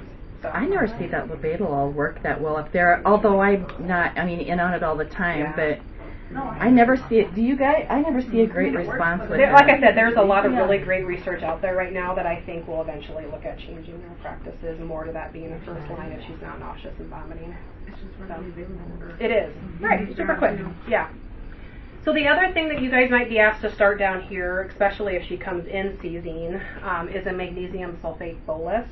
And so the current recommendation is a 4 to 6 gram bolus over 20 to 30 minutes. If she has a BMI greater than 35, and that is current pregnant BMI, which a lot of our patients are going to have a BMI of 35 when they're 9 months pregnant, she gets a 6 gram bolus automatically. If she has deep tendon reflexes that are hyperreflexic, or if she has clonus, we also recommend you go straight to the 6 gram bolus and not do the 4 gram bolus. So for you guys in the ER, it would be 3 2-gram bags that you would run in over 30 minutes then. So each bag would run in over 10 minutes to get her that bolus. And then as soon as that bolus is done, you automatically go to a maintenance dose of either 1 to 2 grams. Generally it's 2 grams. And then that's going to continue if she's postpartum for usually at least 24 hours, sometimes 48. If she's pregnant, she continues on that MAG until she delivers, and at delivery her clock starts again, and we keep her on it usually 24 to 48 hours after delivery. MAG makes her feel like hot garbage with a hangover, is what we have kind of liked, what we steal from people everywhere we go. And hot, they're very flushed, they feel like garbage, like you have the flu, and oftentimes they're kind of confused, so they feel kind of hungover a little bit. So just letting them know when I give you this bolus, you're not going to feel very good. We give that to try to prevent seizures, though. One thing to keep in mind is all of us right now have a MAG level somewhere around 2. It takes a few hours for us to get mom to what's considered therapeutic, and therapeutic is actually 5 to 8. So it's considered a critical high. So for years we've always gotten these phone calls from labs of, I have a critical level, and they're like, it's 7, and I'm like, that's perfect. That's actually where we want them to get to, but it can take a few hours. So if you guys start a MAG bolus down here and she still seizes, just continue the bolus. You're doing the right thing. It's going to work its way to get to therapeutic level, but it can take a few hours. So that's one thing to keep in mind as OB nurses too, is just because MAG is running doesn't mean we're out of the woods. We also do not routinely recommend that MAG levels be drawn. We now just draw them if we're concerned about MAG toxicity. But otherwise we don't have to routinely draw them every 6 hours like we used to do a long time ago. I've also run a maintenance of 3. Oh yeah. If her We've BMI. given, Yep. if they have a high BMI, you'd usually give a 6 gram load, 3 gram an hour. Yep, BMI is above 40, we're seeing a lot more of that. If she's on MAG, for OB nurse, just a reminder, they should never have fluids over 125 because they can third space that. Also, they should be NPO, they should be on bed rest, and a Foley should be in place. I know, Abby's like, that all sucks. But we have to do accurate INO because they excrete that MAG through their kidneys, so they need to be putting out at least 30 mLs an hour. So if you guys come up to us and we're asking you to help us get this patient stabilized, it's because we are trying to, as a state, say this patient should be treated like a potential stroke patient. So if she comes in with that high of pressures, we might call for an RRT because we want to get 2 IVs in place, we want to get that antihypertensive on board, we want to get MAG started, and we want to just make sure we have everything safe for that patient. And when it's only 1 or maybe 2 nurses up there, we need more hands to get that patient as stable as possible, as quick as possible. So that is a time where we might be calling our ER friends to come help us. But if she shows up in your ER, this is where we need to come down and help you guys to get her stable enough to get her up to OB then. Does that make sense for everyone? Okay. You're not catching the baby. Nope. We actually don't want you to. So if that mom starts seizing, you're going to treat her like any other adult who's seizing. Nothing changes here. Put her down, put her on her side, protect her airway. If we're in OB, we actually pray the fetal monitors fall off because we don't want to hear that baby's heart tone tank. So if you're in the ER and mom starts seizing, don't put a Doppel on. It's going to sound like crap. We know it. We're going to have a prolonged decel while mom is seizing. And then as mom recovers, baby usually slowly recovers. And then for OB friends, she's going to end up being, baby's going to be tacky and flat for a while generally after a seizure. But for this mom, we're just preventing injury, maintaining oxygen. If I don't have the IV started, that is my priority. But if I do have the IV started and my bolus is running, just keep it running. If your maintenance dose is running, just keep that running. But what you can consider is a rescue med. But one of the rescue meds ERs give frequently is Keppra. That is not one that is recommended for these moms. So for these moms, it's generally going to be like a Versed, a Valium, or an Ativan. But we also recommend it's not given until 2 minutes into mom's seizure. We're given that high dose of MAG, remember, which is a respiratory depressant. If I come in and I throw some Versed at her, and now she's respiratory depressed, I have to turn my MAG off, right? And so ultimately, if it's at 2 minutes and she's still seizing, then yes, please, we need to get this seizure to stop for both mom and baby's safety. But if it's less than 2 minutes, hold off on it and just let that MAG do its job. And eventually that MAG will get to a therapeutic level. Another thing that is different is we do not rush to a C-section just because a mom is having a seizure. If she's pregnant and she's seizing, the whole thing here is stabilizing mom, right? And then once she's done seizing, then yes, we put baby back on the monitor, we make sure baby recovers, and then if baby doesn't recover, we might be moving C-section. Here at Waverly, our options would be, once she's stable, have a C-section, or once she's stable, let her have a vaginal delivery, or she's too sick to be at Waverly, let's get a house supervisor up here and get me a transport, getting her out of here. So those are all 3 appropriate options, and when we go to OB units, sometimes we have 3 providers tell us 3 different things, and we're like, they're all appropriate. It just depends on that patient scenario and your provider's comfort level. Do you want to share your... Yeah, my very first eclamptic seizure as a little baby nurse was a 29-weeker, and after she seized, and I may have pooped my pants. Sorry, I'm trying to be good at the camera. It's throwing me off. But I couldn't find heart tones. And lo and behold, I had this 29-weeker who was sitting right in between. She heard a meow. It was like a meow, and I was like, no. I would just, at St. Luke's, we call it a pre-eclamptic spit. Essentially what that means is if that patient is really sick, sometimes they go really quickly. OB nurses, it's either they deliver quickly or it's a 3-day induction of MAG versus PIT, and like no in between. But just know that sometimes that eclamptic seizure is like the biggest contraction that that patient could have. That cervix melts away. That baby can come really quickly. So if you are considering transferring any of the things, dear God, just lift the sheet, or please check a cervix before we make our decisions. Especially if we're like thinking we're going to run to the OR, check a cervix. If she's completely dilated, can we just have her push? Or if we're about to put her in an ambulance, please check a cervix. So we don't want to have a baby deliver in the back of an ambulance because she seized and now she's fully dilated. So especially if she's not term, that can happen very easily. MAG toxicity is something I don't expect you guys to see in the ER at all, but if you ever get called up to help us, if we have a mom that becomes MAG toxic, we are monitoring very closely for these moms. Oftentimes we're checking them hourly, so we usually prevent MAG toxicity. As we've traveled the state, I think we've come to like maybe 6 nurses now who have ever in their lives ever had to give calcium gluconate. Have you ever had to give it for true MAG toxicity? It's very rare because we're checking them so frequently that if we start thinking they get MAG toxic, you turn the MAG off. So it's pretty rare. But the one thing to keep in mind is if we're sending an ambulance out of here with a mom on MAG, so if she leaves directly from your ER, or if she's leaving from upstairs, they have to take that calcium gluconate with them, and they must keep that IV on a pump. Do not let them run it to gravity. We had an ambulance crew accidentally here in Iowa bolus a 20-gram bag because they took it off of a pump. So it has to stay on a pump. Your fluids, everything stays on a pump. Yeah. I think we said that, but yeah. Pumps are your friends.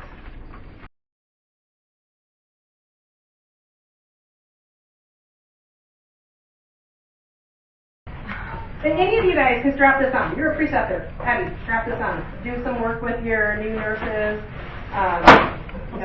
text, that kind of thing. One thing that is already in the room is this cart kept right behind you. That is how we, as our OB nurses, if we come down and we're going to help with QDL, we can grab that cart and help them so we can identify if she has lost too much blood. All right, my vital signs are back here. And someone in the last group already put an IV in me, so we're going to let you guys have that info already. Abby, will you move the data box so we can see it? All right, I'm going to give them a lowdown. Yes. So this is Kristal. She's 28-ish. Stim takes imagination. She's 28. She's having her second baby at 38 weeks, and she's coming in with a headache. Get some ER nurses to come up here. Would you like to be my nurse? Okay. What are some questions we got? And you guys can shout out too. Shout out, guys. Oh my God, my headache started yesterday, and it's just been getting worse and worse, and now I'm getting nauseous because of it. I think I might have my first migraine ever. Do you have any blurry vision? A little bit, yeah. When's your due date? I'm due next Saturday. Next Saturday. Yeah. Yeah. Any history of preeclampsia? I don't even know what that is. No. Elevated blood pressure? No, my pressure's actually usually low. Mm-hmm. Today is 168 over 112. So she's critical. So what might you do if you get that blood pressure? Try again.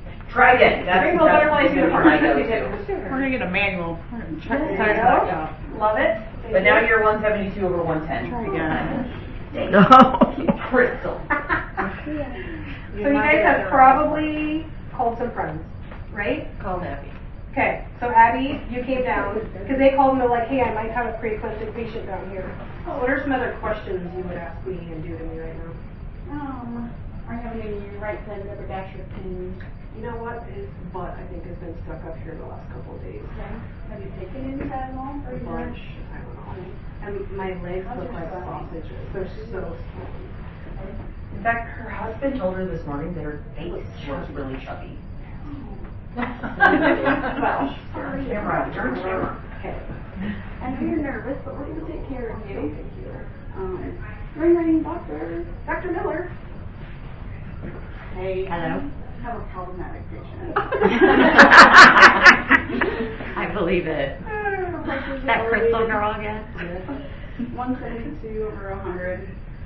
Yeah, go ahead and Come on into my get room. my labs and let's give some medication since we have an IV in. Do you have any Gary threw one in. any other health problems? No. So we definitely want to get the blood pressure down. We're going to get some labs. We're concerned about your blood pressure being so elevated with you being pregnant. We can get some Waverly as long as the heart rate is okay, and probably get some mag ready for the severe range. What do you want to do for low dose? 6 grams is going to be my new favorite. So what are to some- show your yes. Pause and show our ER friends how we would do bonus and everything.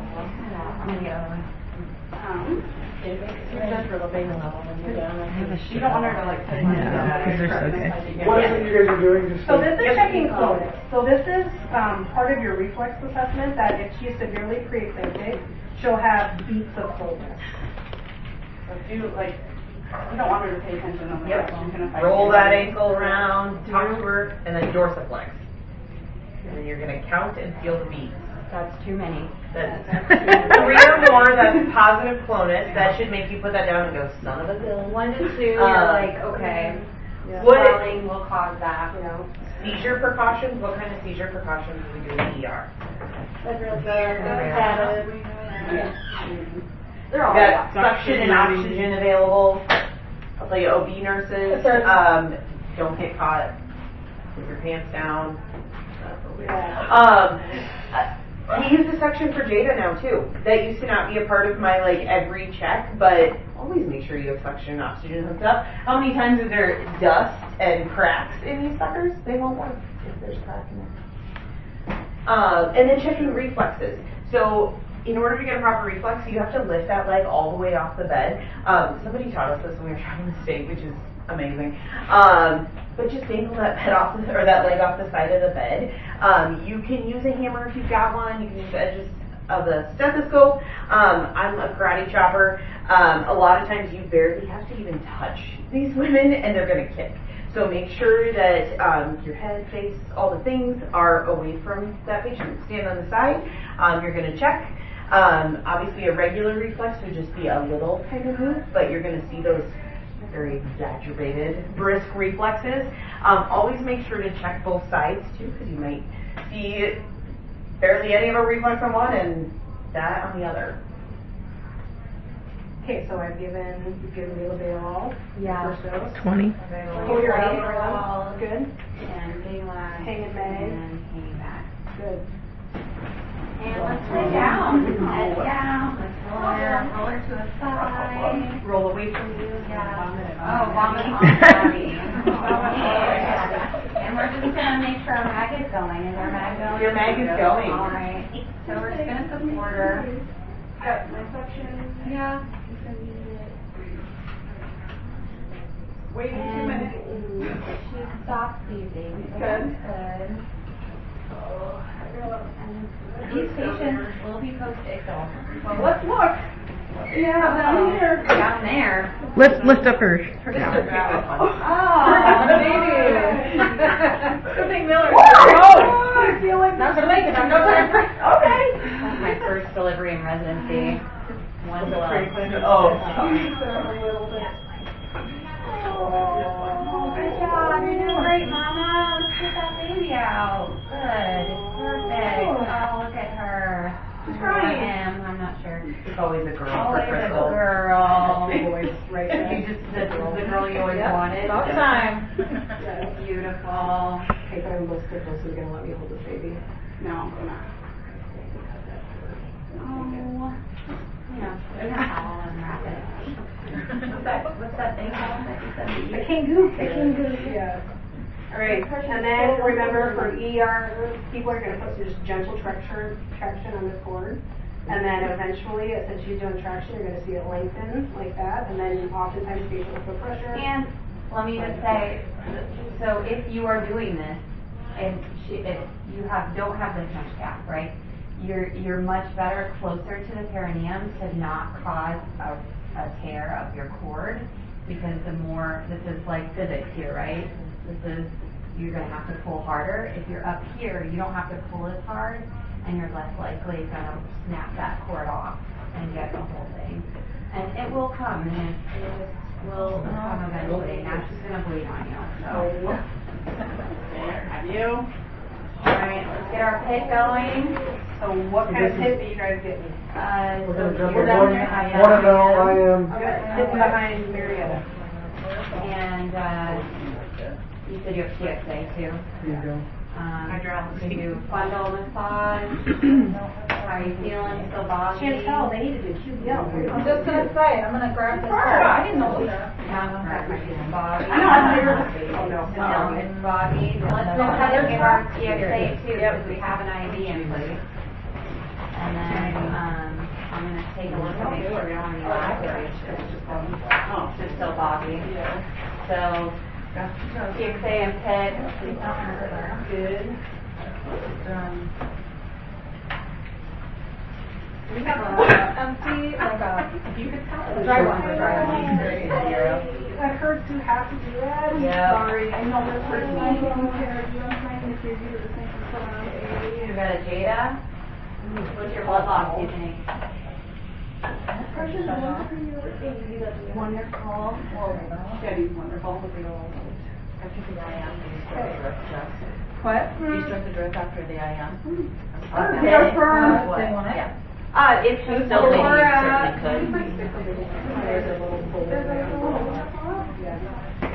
Great, love it. I'm gonna take a look, make sure. For about you don't have any 190 here. lacerations. That baby came out pretty quickly. And we'll, Oh, you got a whole bunch on that bottom one. And probably get you the heck out of their ER, right? yeah, we're gonna be upstairs and put you in a little bit more comfortable bed. Not amazing, but. Perfect. And then you are gonna have to continue on the magnesium No, I think this is for wrong. 24 hours. Yeah, Okay. And it may not make you feel degraded. Okay, so just to be aware of, if that's what we're gonna do to protect you from having another seizure. We don't have a clock one, do we? All right, one thing I want to recognize to you guys is, yes, your QBL, use your rifle. Yes, love that. So as ER nurses and housekeepers, I'm not going to expect you guys to know how to do QBL. That's a role the tech or nurse can come down and help with, but you can start keeping a running tally on the board.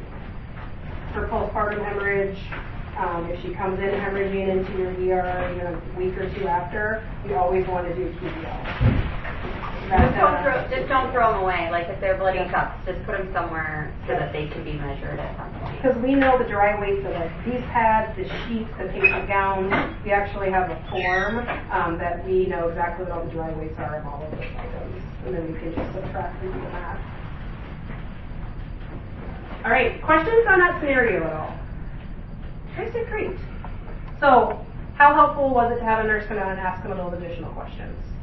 Thank you. So what I'm going to point out here is that when I had a mom have a brain bleed, which was scarier than shit, when my ER friends came to OB, I was never so happy to see you walk in the door. So that is the return of the favor, right? If they have an OB patient down here, we come help them. If we have someone have a stroke or a code, or we need more hands, you guys come to us. So this needs to be a good working relationship, and we'll work out the whole policy thing with the providers and stuff, but the most important thing is we don't want a woman delivering or seizing in the hallway, so we need to make sure they're stable here, and we need to, if we're able to, obviously in the middle of delivery we can't come down, but as soon as we can, coming down to assist down here, just like we want you guys to come save us when we need more hands upstairs. To add to a little bit about what she's saying, the policy is going to be changed a little bit, I'm sure, but one thing we all need to remember specific to house supervisors and ER nurses is recognition and intervention. That is the two most important things. First, we have to recognize, but the only way we're going to recognize is what? By doing an assessment, by looking at our patients. So when these patients are coming in, we may be one of the only hospitals that is changing our policy and removing gestational age, but we're not. We're not? Nope. That's great to hear because we've University all of heard Iowa just changed theirs. They're not even 20 weeks anymore. So that's my point of bringing it up is the days from the past are over, and we want to get out of those habits. If a mom checks in, she says she's pregnant, we have to ask those questions. If a mom checks in and they're in gestational age, which is what now? We just learned it. 10 to 60, we have to start asking these questions. And you saw how Megan and I were treating her like she was a disease. We didn't want to touch her. The sooner we recognize, the sooner we can get our people who are confident and competent down here. So please, EMS, nurses in triage, ask those questions, but do it in the ER if we have to. Do not wait. Do not wait. And that's why we changed the policy. And it sounds like all the data is coming in to support all those changes as well. So if providers are giving us pushback, please remind them that we can do everything they can do in the OB. The other thing is, like, it is important for you to know, because if we are in the middle of a delivery and both of our nurses are busy, there may be slim chance we cannot come down, and then you are fully on your own until we can get to a point where we can. And so, same with you guys. If you have a trauma and we are calling you, like, we might have to manage on our own until you have the ability to come, but we'll get here as soon as we can once everybody's stable in our unit too. So. I just can't emphasize enough the new policy, and I know there's going to be hurdles. We already have them with the recent change. They're already wanting to change it. They're already wanting to go back a little bit, right? And I understand why. We just have to, as nurses, we need to keep that in mind when they present to our ER. And I don't know why anybody would go back, because that was always just a big argument too, which if you just keep in mind the focus was best for the patient. Yeah. And a common sense thing, by you said doing your assessment. We had trouble with that stupid 20-week thing all the time. And it was a big rift between the two units, which was dumb. Yep, agreed. It's just what's best for the patient. It is. It's what's best for the patient. Yep. And it ain't gonna hurt us to get our steps to come down. I mean, and you know what, it almost depends on where they even show up. Yeah. They show up at the green entrance a lot of times, and so your trek up to OB is shorter. If you're just, I mean, you'd be triaging them right there. I did that all the time at the green. Yeah. So Marietta brings up a good point. If a patient does go to OB that's having an emergency medical condition and there's not an OB provider in house, what do we have to do? Call an RRT. Call the ER or call an RRT. Yeah. Because we cannot delay that. So. Need a provider. Anytime there's a question, just call. I know Dr. Miller would rather have you call her if you're like, is this pregnancy? Just call.